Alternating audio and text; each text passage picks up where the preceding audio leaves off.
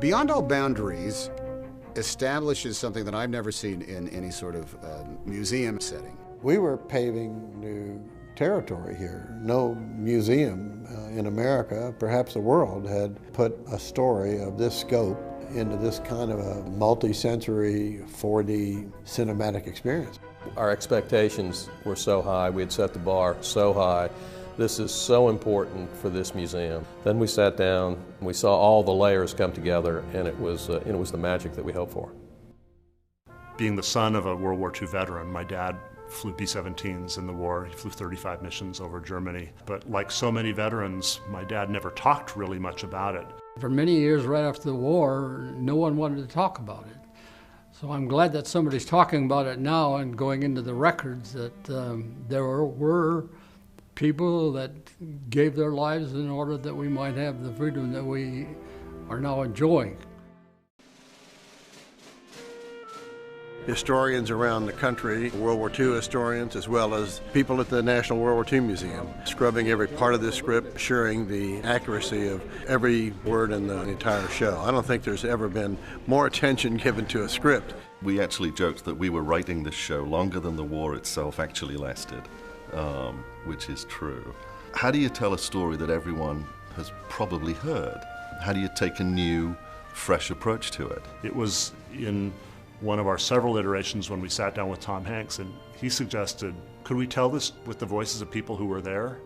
A lot of us working on this show grew up around World War II veterans, and I think a lot of us realized that we are the last generation who will speak to them personally. And I think for a lot of us it became something of almost a sacred trust to convey that sense of reality. We took one of the early drafts of the script and we made a timeline based on all the elements in the script, and it filled an entire wall. And then we came back with Post-it notes, and we were putting Post-it notes all over the wall with emotions that each scene brought out. And we used that as a process to come and refine every visual, every piece of music, every special effect in Beyond All Boundaries. We have a 130-foot wide screen that's almost 30 feet tall, and yet there's only 250 seats in the audience. Normally a screen that size is big enough for 1,000 people, 1,200 people, but there's an intimacy in this theater where this screen is overwhelming, but it's overwhelming in a way that makes you feel immersed. The scope of the thing is massive, and it can't be done literally by just one medium. It is a three-dimensional experience, truly. It's not about putting glasses on and watching a 3D film, but you are in a three-dimensional space. We have a big, wide screen, but we also have almost as much depth as there is width to the screen. It's not just a single screen. That's a scrim screen, which is a transparent screen that allows us to move through the screen and see other things behind it. We have 3 layers of projection in the show. We have moving sets. We have things coming out of the pit that are dimensional in front of it. There are special effects in the audience. It snows, the wind blows. We can actually vibrate the seats, make them rumble. This building is itself an art installation. It exists for one thing only. It's an immersive performance art experience from the moment you walk in the door to when you walk out again. In just a few short minutes, the world changes. America is at war. Our Navy in the Pacific is decimated, and nothing stands between the powerful Japanese battle fleets and the west coast of the United States. Pretty good. I'll just do another one, okay? Okay. I'm my biggest fan. We have, fortunately, Tom Hanks as narrator that provides us with continuity, but I think the conscience of the film, the real heart and soul of it, is the individual voices, and particularly Ernie Pyle, who we bring back several times during the story.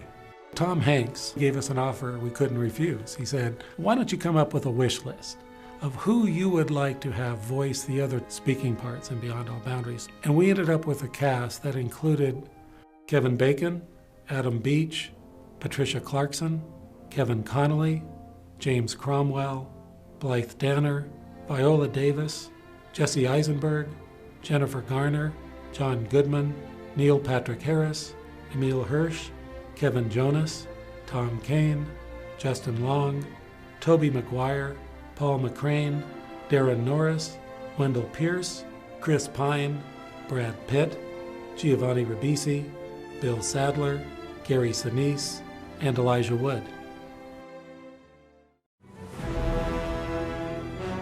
This score really is very much a collaborative effort.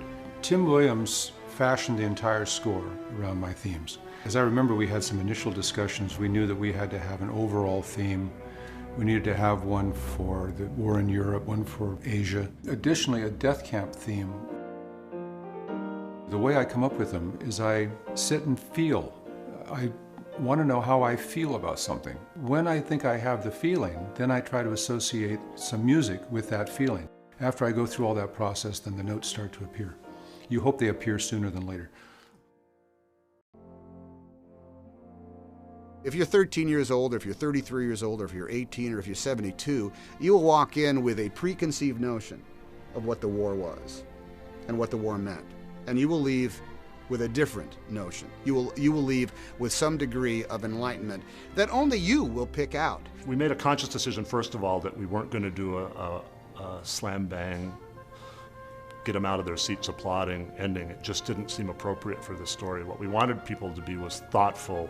What I hope people take away from this as they exit the theater is a deeper understanding of the sacrifice, a deeper understanding of what Americans and the rest of the world went through, and a desire to find out more.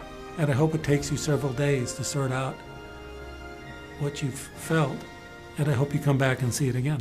10 years from now, 20 years from now, 50 years from now, this museum is going to be here, and this museum is going to help people understand what their grandparents and great-grandparents did during that war, and that's going to be something special.